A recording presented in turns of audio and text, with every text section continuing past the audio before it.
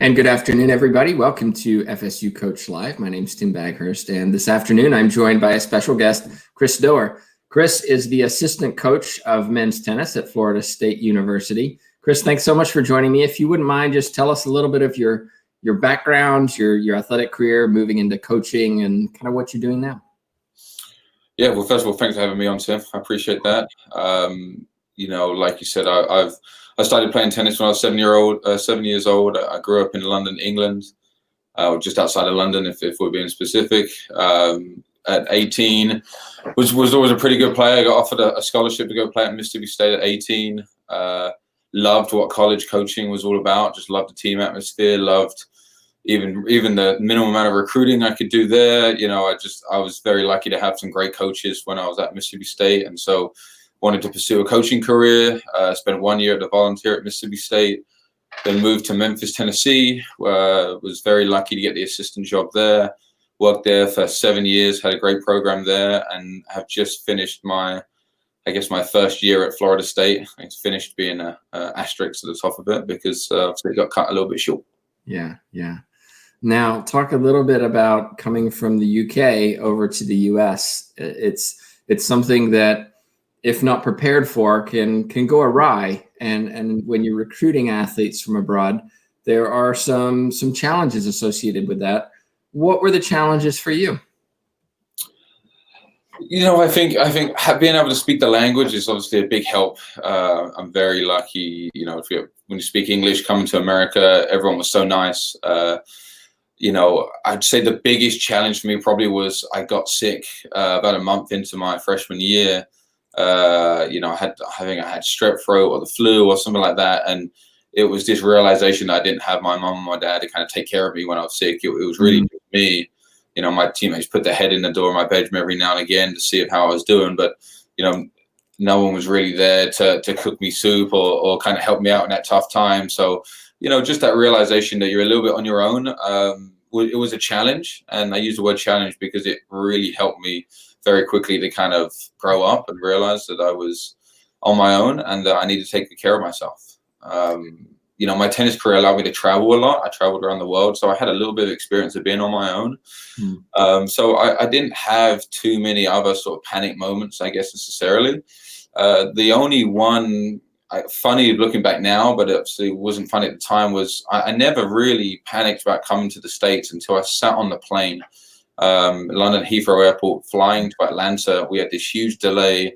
For some reason, I fell asleep. I woke up. We were still in London for whatever reason, and my brain just started having all these crazy questions. What if I don't like Mississippi? What if it's too hot? What if it's too humid? What if I don't understand people? All these very illogical questions started coming in, and then but I was just stuck there. I was just sat there in a seat, 18 years old, and but it was good. I learned a lot about myself, and but it also helps me when people come over here and I understand what players go through when they come to the States. It is a little bit different sometimes. Yeah, you and I both came from England, and I know exactly what you mean in terms of just preparing for the unknown and understanding that it is unknown, and there's some things you cannot prepare for. Mm-hmm. When I came to the US, the NCAA was this interesting term that I didn't really understand very well. And as a student athlete, you're limited as to how much you can practice.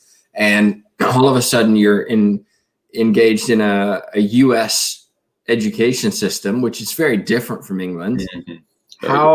How did you find that experience, and kind of what helped you along the way get through that? The academic side of things weren't too challenged for me that first year.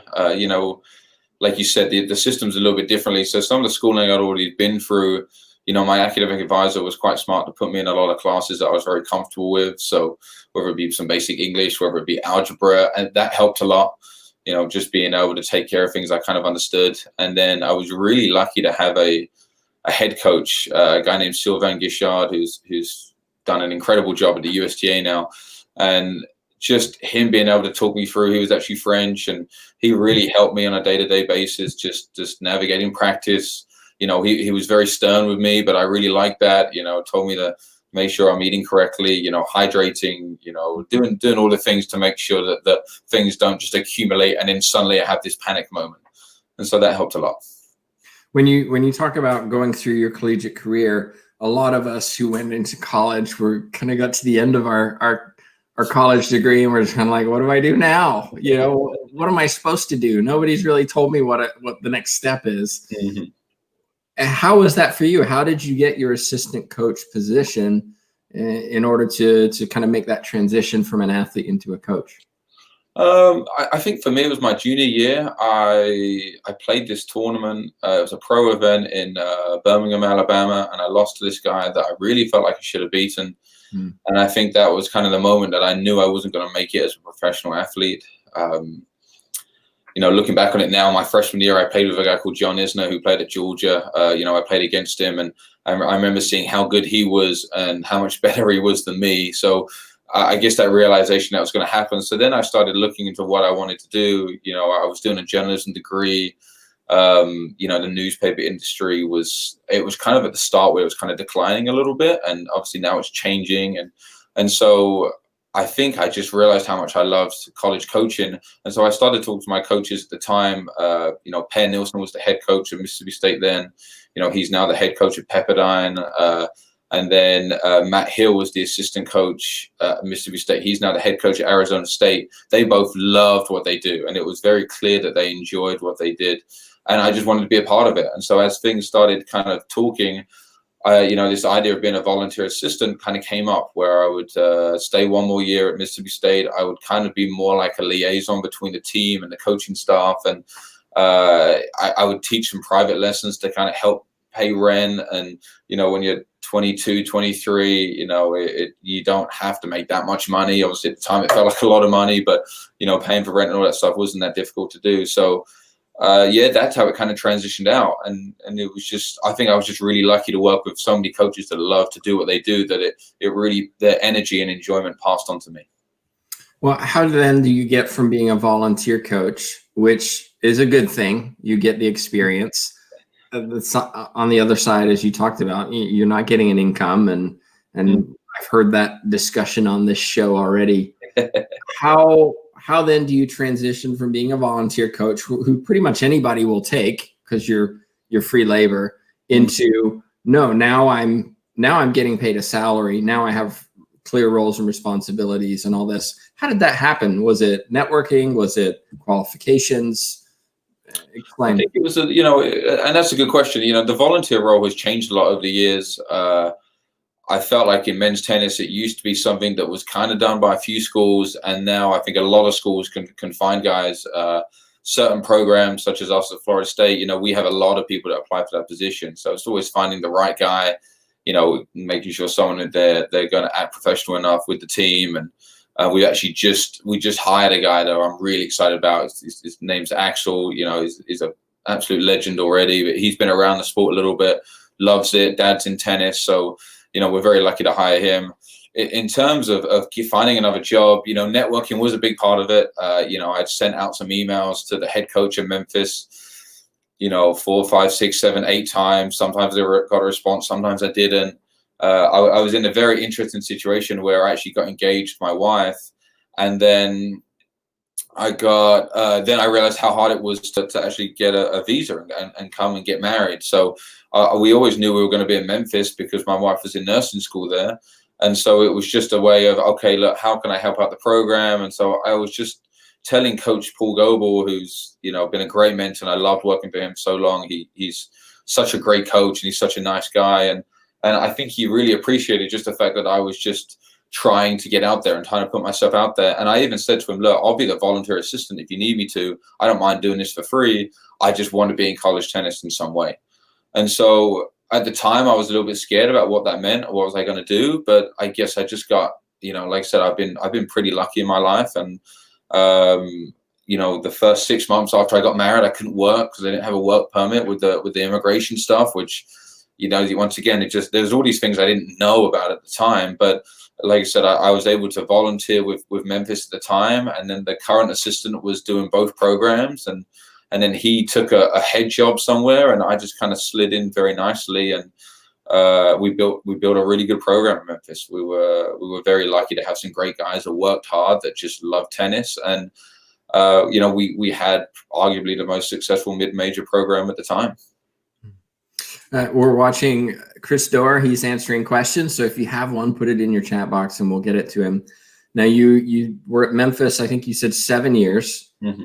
And by the way, I want to reiterate something interesting that you said, which was you didn't just contact him once. You didn't just send the random email and kind of let it go. And I think there's a lesson there that sometimes we, hey, I'll give it a shot. And if they don't respond, I'm going to just accept that is not what's supposed to happen. There was a pursuit there and a deliberate effort to continue to build that relationship. Look what happens. You're there 7 years. What's then the rationale for moving from, essentially an assistant coach to an assistant coach position? It's Memphis. We accomplished so much there. Like I kind of said, I learned so much from Coach Paul, and I wasn't sure which way to go. I didn't know whether to go and try and get a head job. I had a few interviews. I was, pretty lucky, and then at the same time, I wasn't sure if I was completely ready just to go from one assistant coaching job really to then being a head coach. A lot of people kind of advised me that it's good to go different places. Every place has its positives and every place has its negatives. Mm-hmm. And so to be able to move from school to school, I always felt like, well, if I'm going to be an assistant somewhere else, it's a job. I know how to do it. But obviously the expectations from Memphis at Florida State are very different. And so, we came here and Coach Dwayne kind of called me up, and, Tallahassee is a beautiful city. My wife fell in love with it straight away. We just bought a house about 2 months ago, actually. We're going to be here for a long time. And, but it was having Coach Dwayne say, hey, we have this, we have these strength coaches that, are full-time with men's tennis. You have your own trainer, you're going to get to recruit a little bit more. You're going to, it's just a bigger program. And so for me, it was like, okay, well, I think I've done great things at Memphis, but now it's time to really set my skills up against the best teams in the country. Mm. And so that's why I came here. I came here to, the cliche is win a national title, but I think it's put ourselves in the conversation, put ourselves in that position. This program's been top 10 in the country for a long time. And this year we were having a great year. We were up to like number 15. I think it was one of the last rankings.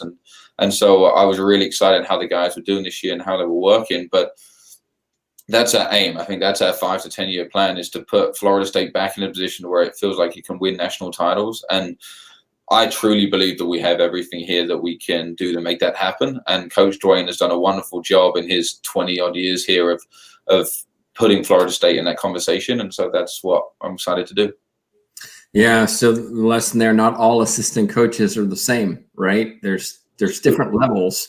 Mm. And so even though you still have the same title, it's a step up from where you were at Memphis. Yeah, I know. Like I said, it's although it's the same position, it's just different. It's different. And the one thing I've learned a lot, which is, I didn't have as Memphis, was just managing people. Mm-hmm. Managing people skills it's not easy. It's not, where I did a lot of things myself. Now it was like, great, I have someone to do this. But then if I wanted something done in a certain way, I had to also respect that they had their way of doing it. And so that's been a good challenge. And I think that's a very good skill in terms of, if I become a head coach, I love being an assistant. Honestly, Dwayne has to deal with some of the other stuff, and I can be on call, I can recruit, I can do individual meetings, I can watch film. There's so much enjoyment of being an assistant coach, and Coach Dwayne's so good at handling like 25 things at once. Whereas for me, I like to focus on 3 big areas and trying to do them really, really well. So, for a lot of people, I think everyone's different. I've seen people jump from assistant coaches to head coaches and do great. And I've seen some people stay assistants for a couple of different times. I think everybody has their own path. And if you can, one of my mentors always told me, if you can go and work for someone who's really good in an area that you're not great at, then take that opportunity and go and learn something else. And so that's where I've always seen this job as just something you never stop learning, and I'm always trying to just keep learning and make sure my ego doesn't get in the way of me becoming a more all-rounded coach, I guess. I want to come back to the learning aspect of coaching tennis, but you mentioned recruiting being one of your responsibilities. It's a huge responsibility in an environment in the NCAA where, a lot of times getting the best athlete makes a huge difference in whether your program is successful or not. How do you recruit? What do you find is the best way to recruit for you? I think there's, you touch upon a good point, trying to get the best athlete. For me, it's about finding the right guy with the right fit and the right personality. And so I'm always trying to talk to these guys as much as I can. I'm trying to talk to their coaches. I'm trying to talk to their parents. I'm not just speaking about tennis. I want to know what they like to do off court, how they've done in school, what life events have happened that kind of shape them. It's about building this big picture.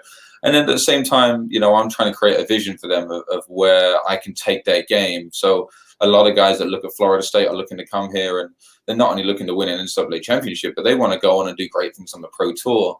And so I've been lucky to work with some athletes who have done that when I was at Memphis. And we've had a lot of athletes do that out of Florida State here. And so it's just continuing that idea that our goals and their goals have to line up.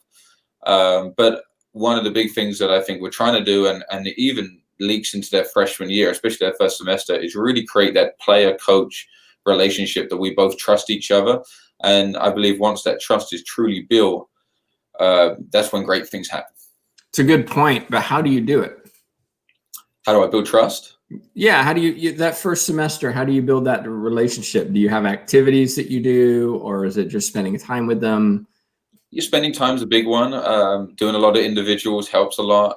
We plan a lot of our team practices even be very individualized, so that the player is working on things that they want to work on, but at the same time working in a way that they feel comfortable. And then I think it sounds silly, but listening. I think a lot of players love to have a voice. They want to talk to their coaches, but sometimes they maybe don't feel like they're getting listened to, or they don't feel like they can come to us and say, hey, I prefer if you did this way. So when we're setting up individual meetings, I try and meet my guys every 2 weeks individually. A lot of it is just like, hey, how can I make things a little bit better for your practice? What am I missing? What am I not doing right? And it doesn't mean that, you have to take in everything that they say, but I found that when you're hearing them, and it sounds so simple, it makes such a difference. And then they, in turn, I think they slow down and they respect that it's okay, we're all working together as a team and we're working towards the same goal. And so it's just creating that, that relationship. I think listening is a simple concept, but something that coaches miss out on. Yeah, I agree completely. Well, looking then at what you do as an assistant coach, recruiting, we mentioned, is a big part of your job. How do you balance recruiting the best players, recognizing that they may not want to come to FSU, knowing that FSU is not a top 5 program? I hate to say it, by the way, but top 15, high quality. You're gonna get a lot of interest from a lot of athletes, but then you really want that one athlete who is a top 5 player, but they're looking at maybe some other programs that have more historic success. I don't know, a Georgia, for example, where John Isner went, right? I think he went there. He went is there anything that you found that can convince recruits to say, you know what, I'm going to walk away from that historic program and I'm going to come to FSU because I believe in the coaches or the system or the Tallahassee? How do you get those really good players who could go to maybe a top 5 program? I think that's a good question. A lot of it is building relationships. I think we're very lucky here at Florida State to have everything at those top 5 schools. Maybe more. We're so close to so many pro events. We have so much pro tennis in Tallahassee with the Challenger, and then you got the Futures, and your driving distance to all these events. I think it's like 10 Futures are in Florida. So I would say, in response to that, it's not about convincing them about something that we don't have. I think we have everything there. I think it's just building those relationships so that they realize that. And then at the same time, like I said, there are a lot of programs that have a lot of history, and I think we're one of them. I think we have a lot of history. Like I said, we've been in the top 10 for a long time. We've had a lot of great players come out. You've got guys on tour. I mean, we're lucky to have 2 guys on tour right now who are ranked in the 200s on the pro tour.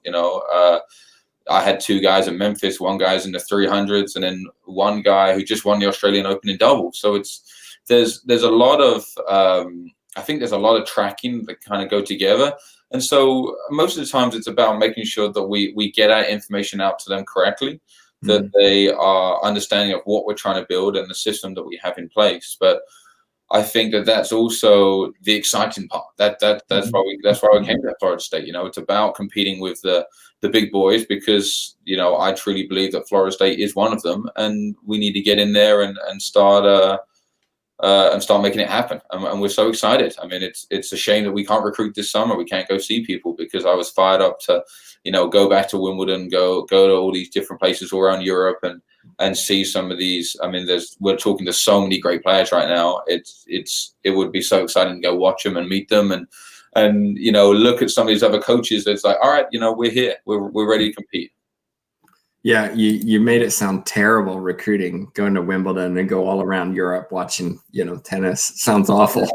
it's someone has to do it, so I guess I'm lucky to do it. But no, I agree with you. I mean, we every college coach will tell you there is parts of our job that is amazing, and we're so lucky to do what we do. And then there's some parts of it that is very frustrating, and people don't realize it when they get in. And so that's where I think being a volunteer assistant or grad assistant is so great. It's such a great experience, because you get to see behind the iron curtain almost of what coaches are really doing during the day, and how they're taking care of 10 athletes at a time. And like I said, I think some people don't like recruiting. They don't like digging up players. They don't like talking to them every day. They get offended if a 17-year-old doesn't respond to something.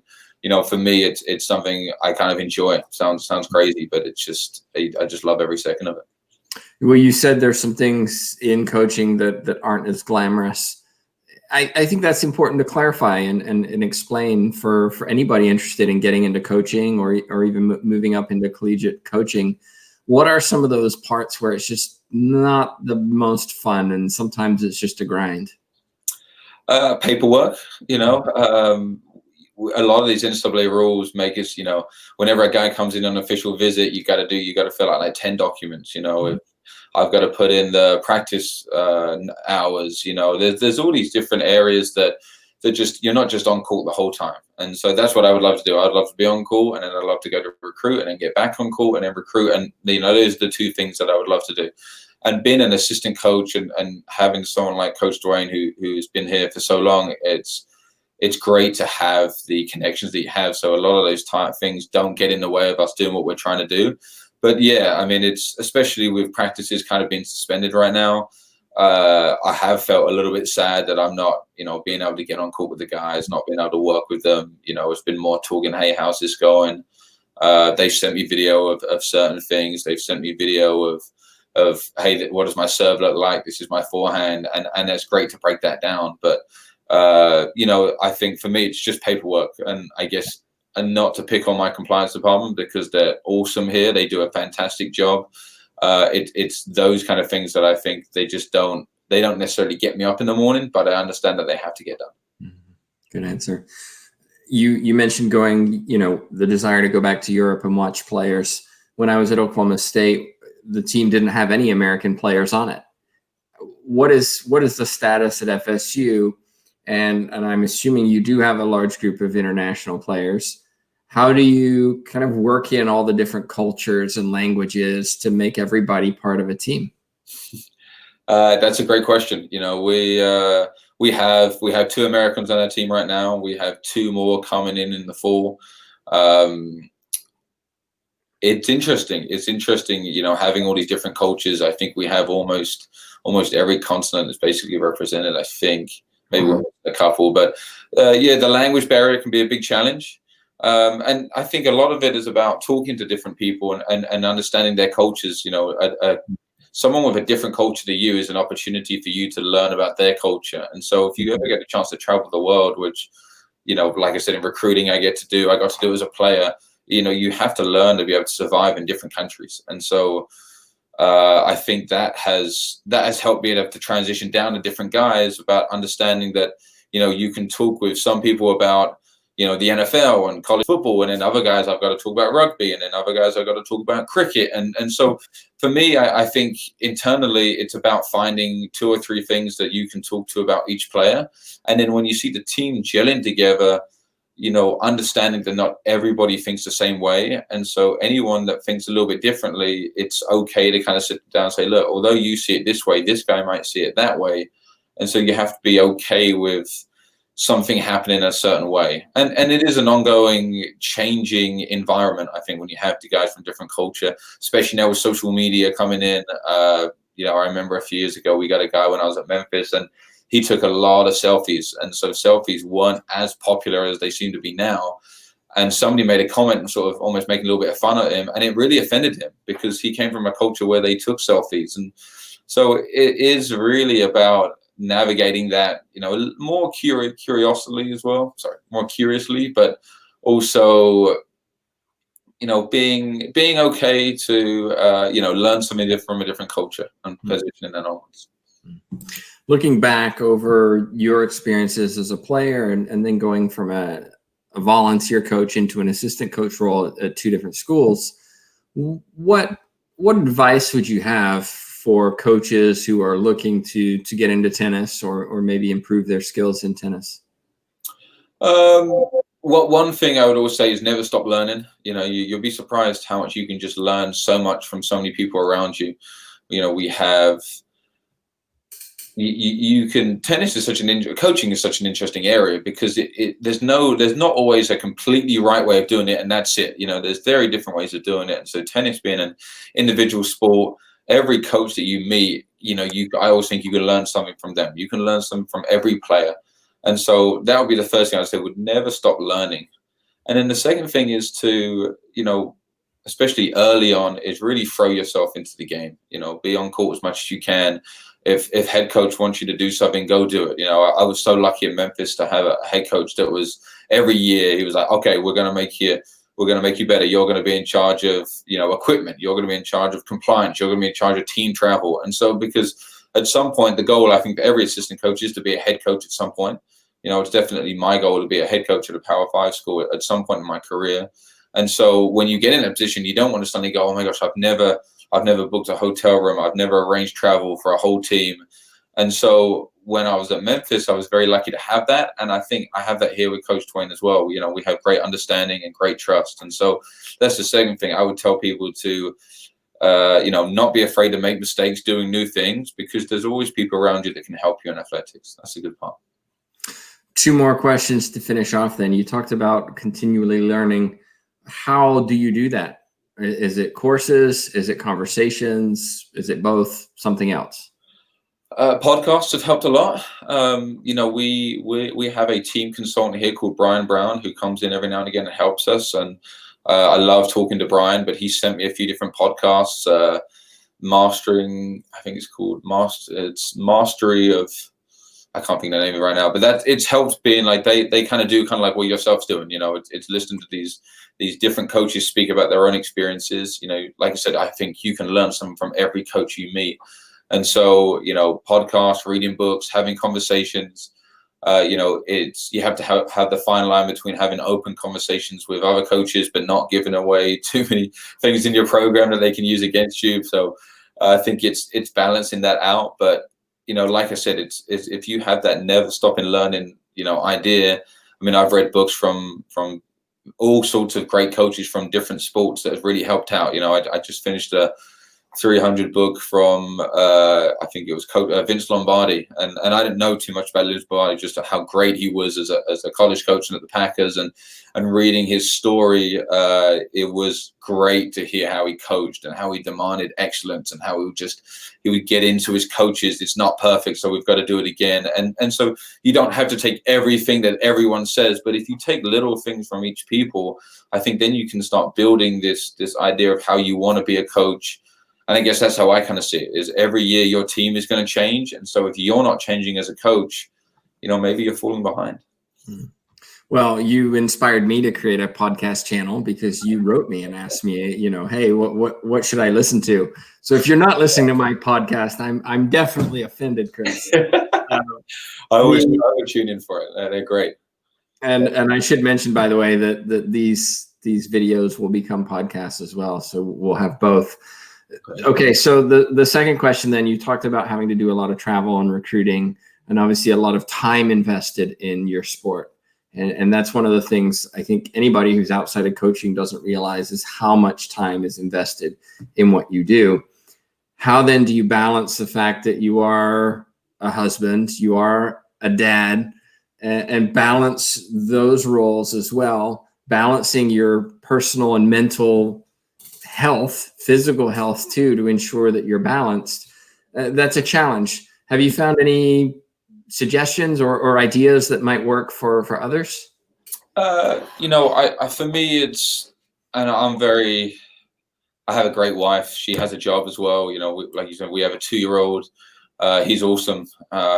He's at that age. I mean, I just got to spend 2 months with him straight, and it was great. It was hard and it was challenging, but he's just awesome. I've loved being a dad, so that's quite a lucky thing to kind of have. But I think for me, it was about creating almost good parameters. It's when I'm on the phone after 5 p.m., it's not a good thing. It doesn't send them a good message to my son, doesn't send a good message to my wife. And so I think for me, I've communicated a lot with different people around me. And then when these emergencies do come up, my wife is very understanding that, okay, well, he's not on the phone every day at 6 o'clock, so this might be important. Last night I had to talk to a coach in a time frame where we're 14 hours behind them.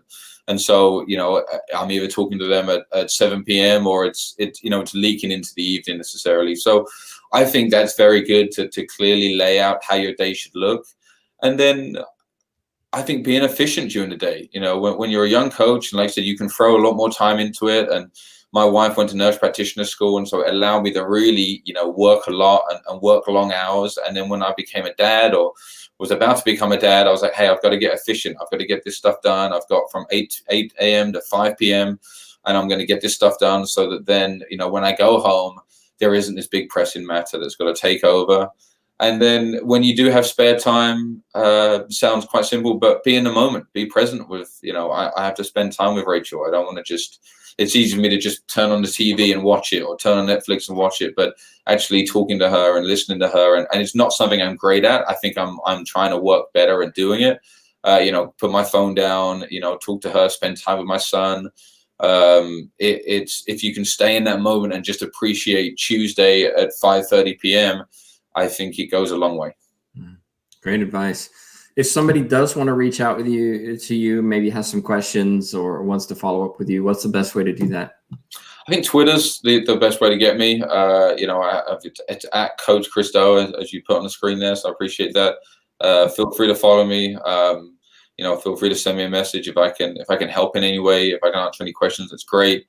Obviously, just make sure it's within the NCAA rules if you're a parent or a player. But any way I can help, I think it's great. I got so much help from so many coaches in college tennis, and so many people spent so much time with me, just on the phone with me, just picking their brain and understanding how things would work, that I'd be more than happy to help do the same. Well, thank you so much for taking the time to share your experiences and wisdom with us. It really is appreciated. Thanks, Tim. I appreciate it. Well, just a reminder, coming up on Thursday, Amber Franklin will be joining us. She's the associate head coach of women's ice hockey at, I knew I was going to say this wrong, so I'm not going to say it, State University. I hope you join us for that. It'll be an interesting perspective. She's been associate head coach there for quite a long time, so we'll talk about some of the maybe the same challenges that she faces that Chris talked about in his sharing with us. But on behalf of myself, Tim Baghurst, and of course, Chris Doerr, thank you so much for watching. Thank you.